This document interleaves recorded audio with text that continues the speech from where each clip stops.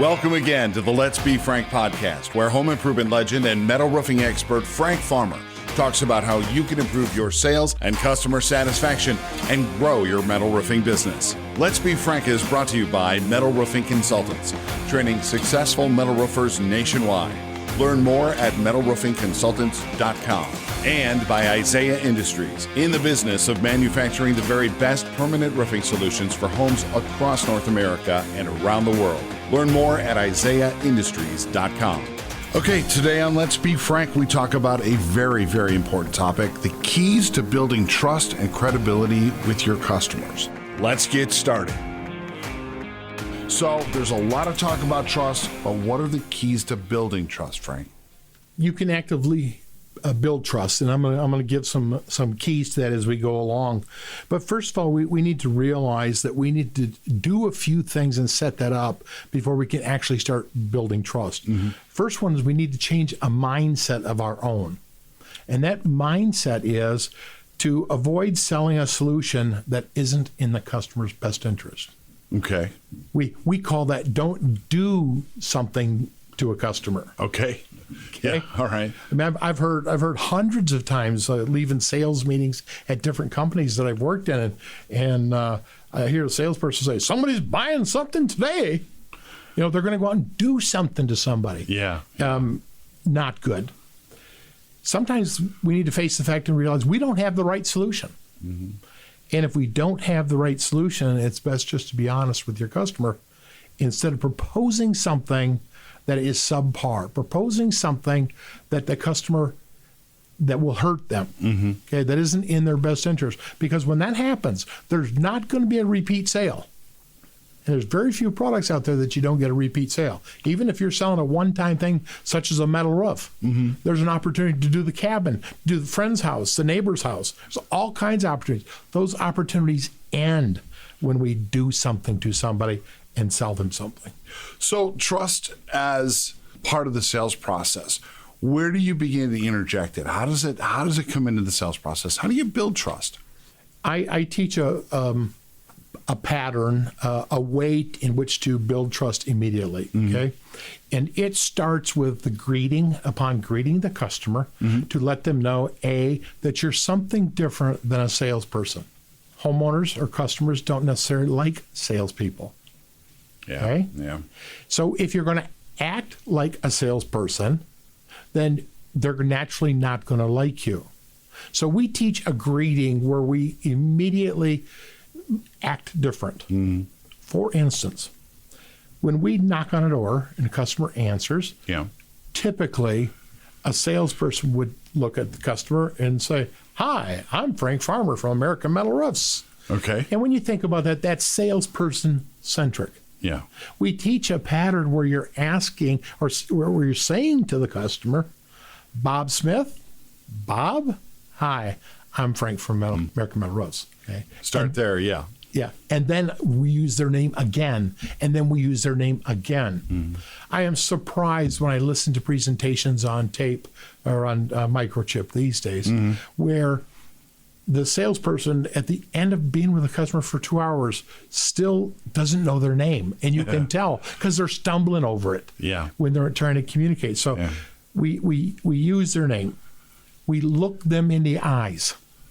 Clearly look them in the eyes, because not looking in the eyes says you're shady. Mm-hmm. That's what salespeople do. Yeah. Salespeople don't have good eye contact.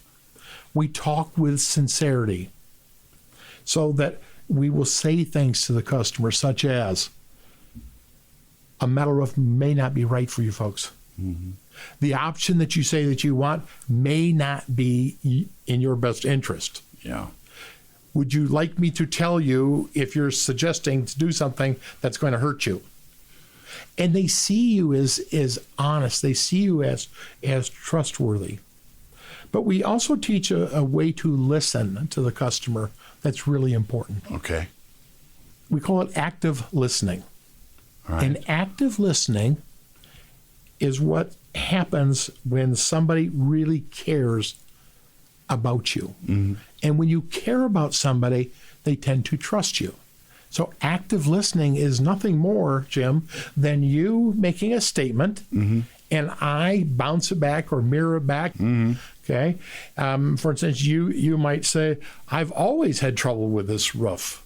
And I would say, always had trouble with it? And look at you intently, right straight in the eyes. Sure. And then shut up and let you then give me more information. So we call it peeling the onion. We go another layer deep. Okay. We'll ask questions for clarity. So when you say always, do you mean like it's leaked from day one? Sure. And you let the customer talk more. And the more that you can have that customer talk, we like to use a 70-30 rule. All right. 70% customer, 30% sales rep. I can imagine that's hard to maintain for a sales rep when they feel like they're not connecting. First thing they're going to do is take over. They do. And when you listen to sales reps on Microchip, you will find they talk about 95% of the time. Oh, jeez. Not 30% of the time. So when we're discovering things, we need to gain that trust from the customer so they give us all of the information and don't see us as a salesperson. What do you do when you're really struggling to establish trust? You ever been in that situation where you just like can't quite connect? Do you address that head on? How do you handle that? Yes. A couple of different ways. Before I handle it head on, which would be confrontational, I want to try to get that customer more involved. We all have had that case where we've got a customer that's just stonewall and they really just start saying things like, I just want your price. Okay. Yeah. And at that point in time, I try to help them understand that this isn't about a price, that this process here is about educating you so you don't get taken advantage of. And I go right back into talking about unscrupulous contractors love people who say, just give me your price. Because they're going to find out what price range you want. You're going to get something that fits that price, and they'll even sweeten that deal a little bit more. Yeah. After they're gone, you've got the problem.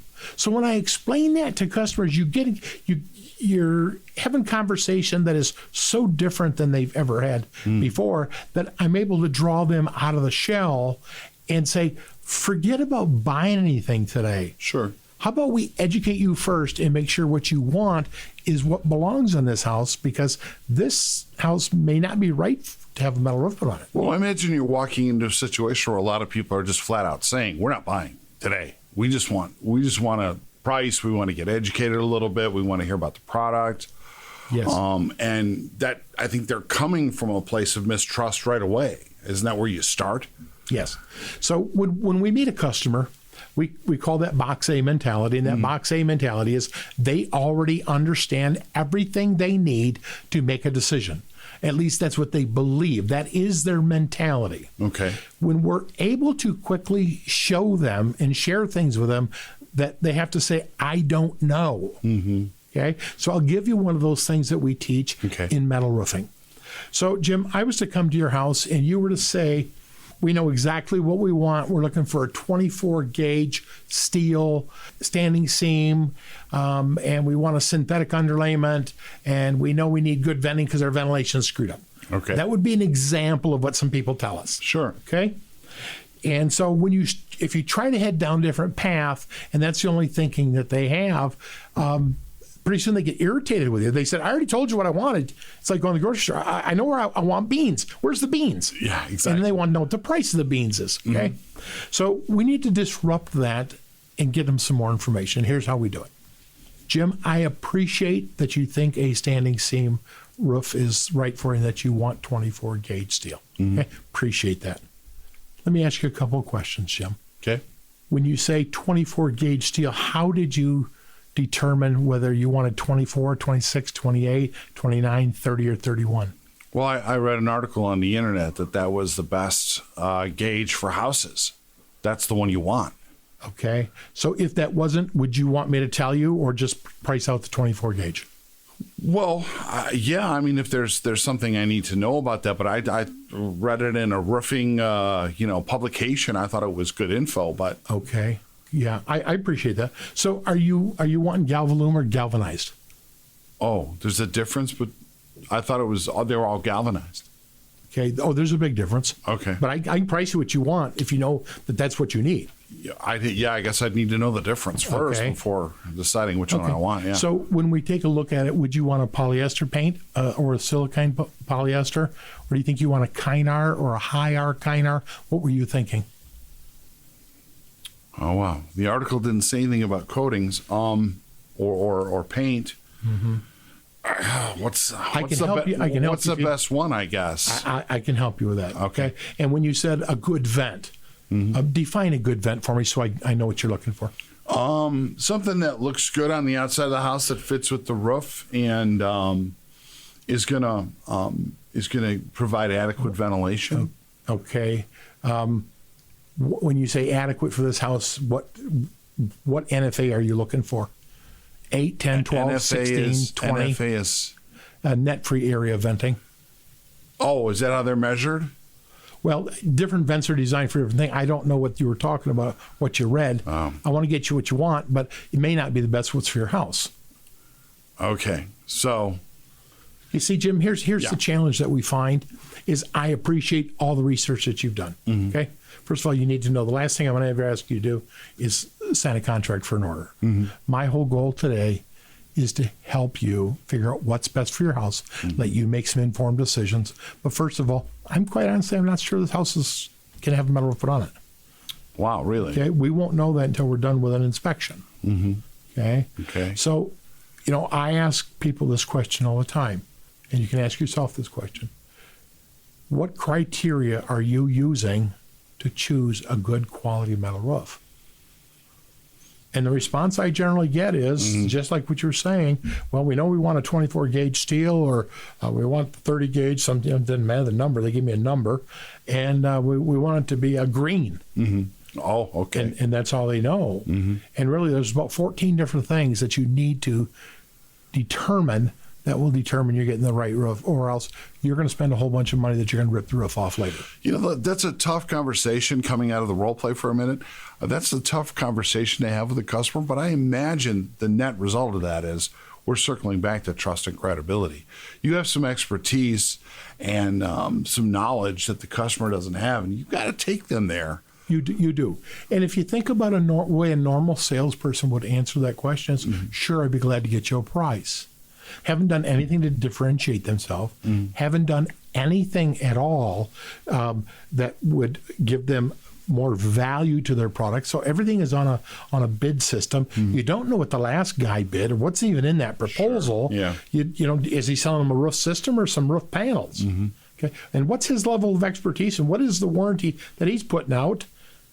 The whole thing. So in order for us to get an opportunity to do a presentation, we have got to bring that customer to a point where they say, I don't know what the heck I'm talking about. Yeah. And once they do that, then they allow us to do an inspection, go through the process of inspection and educating. And then the customer gets some urgency to do it right now. They have a good idea what they want. And then they turn to you and say, well, could you do that for us? Yeah. And that's better than give me your bid. You may go in and talk to these folks, and they may have a couple of bids already sitting there for that 24 gauge steel standing seam they're looking for. All you're going to do is just come up with a competitive bid unless you sort of talk them through the reasons why they chose that and help them understand. There's a lot maybe that they don't quite get about metal roofing, because that's going to probably end up being one of those 70% out there who are dissatisfied, right? Yes. If they purchase based on just sort of not enough information about the product and really, making a quick decision without really understanding. And it's unfortunate. I think there are companies out there that'll do that. Yes. The majority of them do that. You put yourself in a great position when somebody comes to you and they want that 24 gauge steel. And you have to realize, although in this role play you said you read that, most of them were told that by somebody. Okay. Some of them might have got it off of blueprints. And when you can blow holes in that, you're right. Everybody else that's out there that followed the lead and gave them a price on a 24 gauge standing seam went in blindly because they were intimidated by this customer instead of taking this stance. Okay. You chop all their legs off because as soon as you discredit it and then you look at it, you might say this. So you said you want 24 gauge steel. Can I ask how you chose that versus maybe some of the other metals, maybe versus like aluminum that's not going to rust? And I've given them new information in their head. Now all of a sudden they say, well, the steel will rust? And you say, well, only where you're going to cut it if it's not done properly. And quite honestly, most chucking the trucks out there, and it's so easy because people don't want that. So you open up new opportunities for yourself by changing the rules of the game. And that is all then grounded in active listening. Those opportunities come out in the sales process because the customer they'll give you the opportunity to educate them, right, and build that trust. Right. So when you're active listening, one rule of thumb is you never take time to coach the customer at that time, because then you take over the talking. So you keep it in a 70-30 where the 70% is the customer talking, and you ask a question, you get them talking more and more, and you find out what their dreams are for this metal roof. If you went in blindly and you said to them, what are you folks looking for? And they say 24 gauge standing seam. You say, oh, that'd be just great. Yes, I can give you a price on that. That left nothing to discover. In other words, my job is to discover, not that you want a 24 gauge, you told me that. But I would say something like, so Jim, what are you going to try to accomplish with a metal? Why a metal roof for you? And listen. Okay. Yeah. And Jim starts talking about, well, I got this problem over here. And you can look at him and say, well, a metal roof isn't going to solve that problem. What do you mean? The other guy said it would. I told him what I was trying to do. And immediately they're discredited when you try to find out. Sure. And you begin to build that difference for your company, and the trust starts to come in. And yes. Excellent. So again, part of MRC and the training that you're going to do with sales guys through that and business owners is going to be about building that trust and learning how to do that. Yes, and it's all part of a big process, right from the we'll end this edition of Let's Be Frank right there. Thanks for listening. Building trust. Let's Be Frank is sponsored by Isaiah Industries, in the business of manufacturing the very best permanent roofing solutions for homes across North America and around the world. Learn more at IsaiahIndustries.com. Let's Be Frank is a production of Metal Roofing Consultants, training successful metal roofers nationwide. Learn more at metalroofingconsultants.com.